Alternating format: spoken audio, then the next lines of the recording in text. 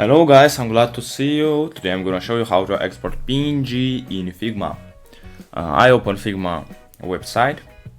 You can use Figma app where you want. Okay, we have a PNG like this. How to export this?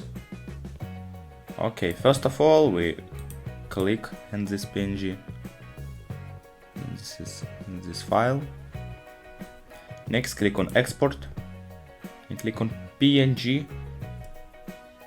Choose PNG. We can choose JPG, SVG, PDF, but we need the PNG. Okay, click on export. Wait, download, open,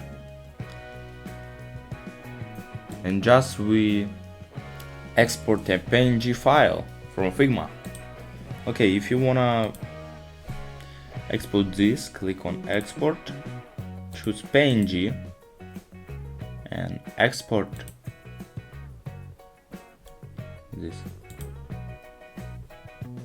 Okay guys, we just export PNG file in Figma. Have a nice day.